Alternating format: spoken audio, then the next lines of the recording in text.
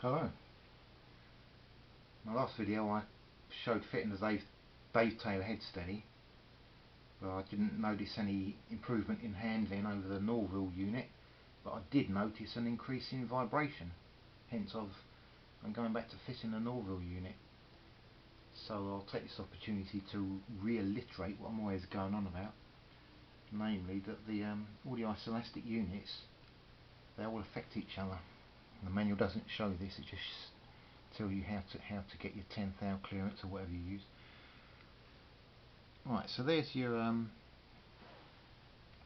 that's part of your frame, that's part of your Isolastics and your powertrain, and imagine that's your 10 thou gap, and you want it to be 10 thou all the way round. You want it to be parallel. Now you can do it on the back, have it parallel, and you can go to the front, stick all the shims on one side, and of course your whole powertrain will move to one side of the frame, carrying the rear Isolastic with it, so that you'll get that. And now you'll either get vibration, or in order to have your 10 thou gap at the front, you'll have a massive gap at the back. So what I do whenever I'm doing any adjustments to the Isolastics is I do up the rear Isolastic solid like that. So now the powertrain and the frame are held in a position, and then when you do up the other Isolastics you won't be altering that position, so that when you undo the back after you've done it all, it will still return to being parallel. So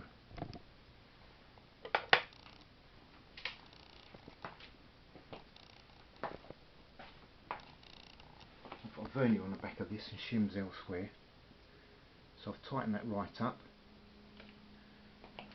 and the engine is now solid with the frame, and that's the position I want it to stay in. Now here's my Norvil unit, and I've got the gap same on both sides, but when I look, that's bolted to the frame, but you'll see it's not actually going to fit in the cylinder head without some twisting. And of course if I do some twisting,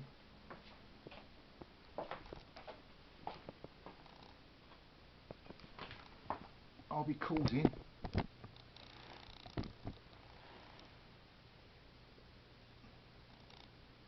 this to happen. I'll twist it and it'll go like that. So rather than twisting it, not just side to side, I also notice that I've got a gap here while it's touching on the other side. So if I was to bolt that direct to the head, I'll be twisting that part of the Headsteady with that part, and I'll be losing my parallel gap. So I've put a washer in there, and I'm going to have to just file that hole forward slightly, so when this is bolted I'm not going to do any twisting in this top unit, so all the components will still be parallel with each other, and they will still be parallel with the back when I undo it to regain my clearance. Right, I hope that helps you, because the manual doesn't actually talk about this. It just says how to get your gap without telling you how you need to get all the Isolastic units parallel with each other, and that way you can have a smaller gap and still keep that smoothness.